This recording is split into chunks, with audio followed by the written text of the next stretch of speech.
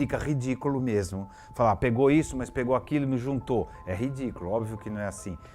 Bilhões de anos, bilhões de anos você andando 1 milímetro é muito. Tá certo? Não é mais ou menos essa o raciocínio? A explicação que os evolucionistas dão, mas ela faz sentido nenhum, absolutamente nenhum. E eu vou te explicar por quê. Por exemplo, no flagelo bacteriano, são 48 complexos proteicos que têm que trabalhar em sincronia. Não dá para você ter um complexo proteico e esperar os outros 47 aparecerem ao longo de bilhões e bilhões de anos. Essa é a tese do design inteligente. Não é esperar, né? Não é esperar, é sem querer, não é isso? Não, mas suponha que você vai construir... A ideia é outra, não é isso? Mas essa é a grande Esse discussão. foi o que deu certo, esse foi o que deu certo. Esse é o grande debate. O evolucionista vai dizer que o tempo está a favor dele. Os defensores do design inteligente vão dizer que o tempo é o grande inimigo da vida. Ele não é um amigo, ele é o grande inimigo.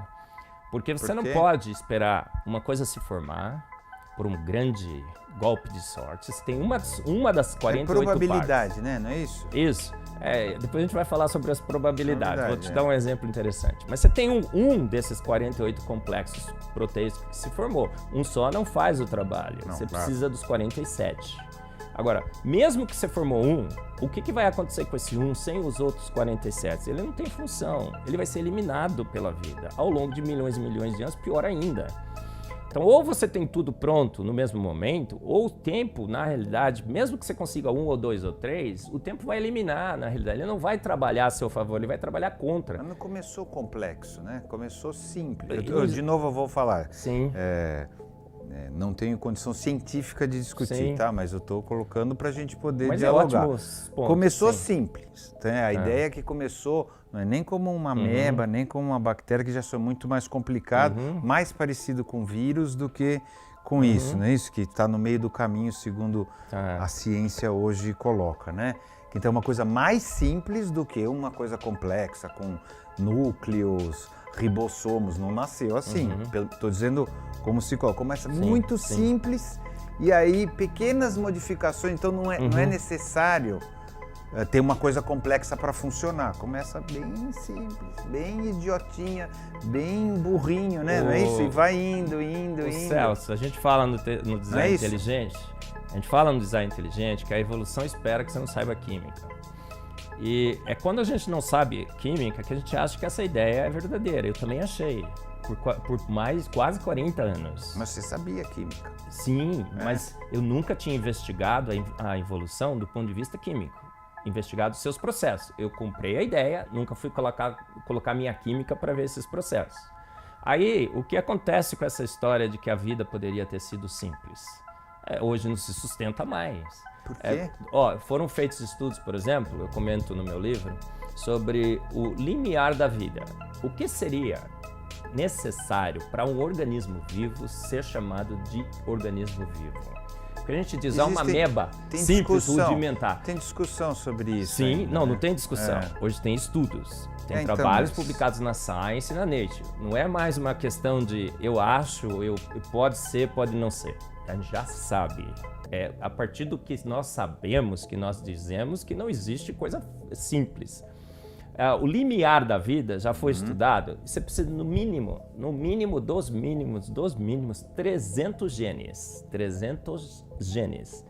Isso, se você coloca aquela receita simples de um gene e uma proteína, você precisaria de 300 proteínas. Hoje a gente já sabe que essa receita não é assim. Não é. Um gene não é uma proteína. Na realidade, é várias partes, peças de bits e bytes de informação que são embaralhados, overlapping genético, splicing alternativo e tudo mais. Depende de como ler, né? Hoje nós sabemos que não existe forma rudimentar de vida. Pelo menos 300 vírus genes. Não é? Um vírus, ele se autorreproduz, ele é colocado nesse limiar. Mas não pode. Pode. Mas mesmo que você coloque os vírus, um vírus, o que é vida? Ele precisa se autossustentar, se reproduzir e obter e manipular informação. Então, a coisa mais simples, Ele da é simples esperto, da simples. né? Ele tem DNA, não é isso? Sim, mas ele é esperto, ele te inocula, ele te usa como hospedeiro, ele tem um...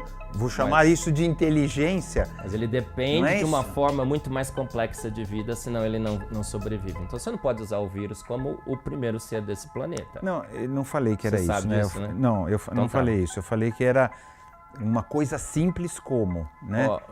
Esquece essa ideia, Celso. Os artigos mais recentes da literatura científica mais relevante que existe já mostra que a gente teria que ter no mínimo 300 genes. As bactérias mais simples conhecidas têm 1.100 genes. Você precisa para fazer proteína, você precisa de ribossomo. Não existe outra máquina nesse planeta que poderia formar proteínas que não fossem os ribossomos. Sim, não é isso? O ribossomo ele lê a informação do RNA, ele leu isso. que é uma língua, 4 letras, e transforma nas 20 línguas, na língua de 20 caracteres das proteínas, que são os aminoácidos. E o ribossomo é formado de proteínas e RNA. É uma máquina fantástica que todas as células usam ribossomo. Todas as células usam ATP sintase para formar energia e elas dependem de ATP para se formarem. Então quem veio primeiro? A ATP que forma a ATP sintase ou a ATP sintase que forma o ATP. Você precisa de uma maquinaria para ler... É que você não está partindo da célula de hoje para poder dizer essa célula de hoje não poderia ter funcionado. Acho que é verdade, porque ela tem, segundo a ciência, tem alguns bilhões de anos, 3 bilhões e cacetada, não é isso? Ciência? A célula de hoje não tem mesmo, né? Como sustentar, não é isso? Não, a ciência, ela tem que se basear em fatos, em evidências. Você faz parte. Ela foi na vida e falou assim, o que é uma forma de vida? Uma forma de vida, ela tem que ser autossustentável, ela precisa de energia. Qual é a única forma conhecida na vida? Parasita não é forma de vida, é isso? Ele depende de outra. Não é uma vida? Quem é parasita não é vida? Olha, é só essa, sim, é uma coisa... Parasita é vida, né? Há uma discussão muito grande. Ou a tênia, que depende de mim. Os protozoários que dependem de me infectar, eles são vida também, não é? Não é isso, certo? não, mas é que senão a definição de vida não é por isso. Mas se você vai achar que uma vida, se a gente vai discutir uma vida que é dependente de outra, a gente não chega no limiar da vida.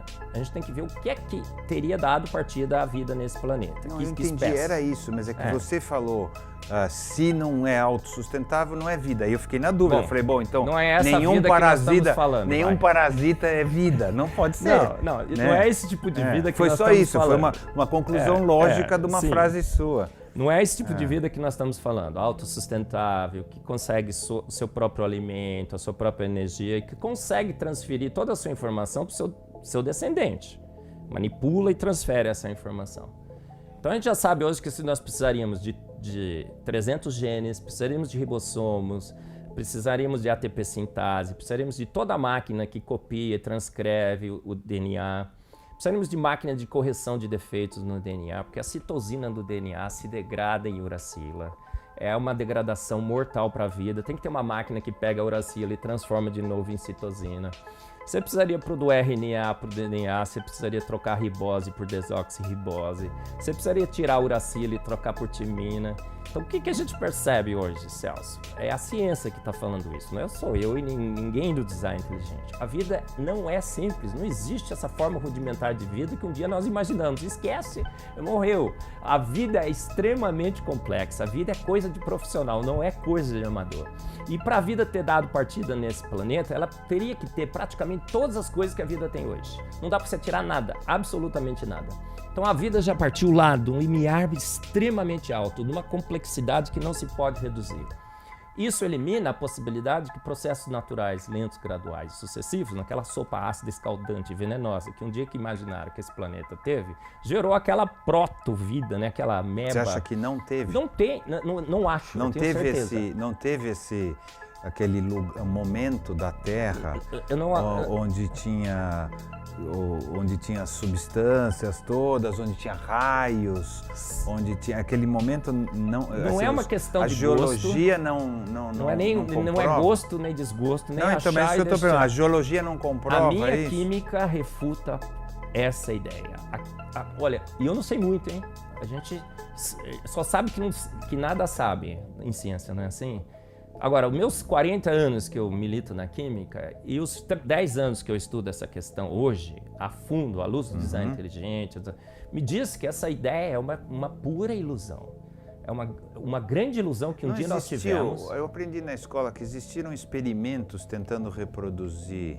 Magnífico, isso, vamos falar sobre eles. E criou algumas proteínas a partir daí, não é isso? Não é mentira isso, é? É uma mentira, fingiram, tem um livro forjaram. Tem um livro que o Design Inteligente publicou, Jonathan Wells, a gente está traduzindo agora pelo Discovery Mackenzie, que chama Zombie Science, a ciência dos mortos-vivos. Como evidências que já foram refutadas completamente pela ciência, ainda aparecem nos nossos livros, textos, como grandes provas da evolução. Então, o experimento que você está falando é o experimento de Stanley Miller, naquela sopa primordial com aquelas descargas. Tudo que o experimento mostrou é que a evolução não é viável. Ele partiu da atmosfera errada.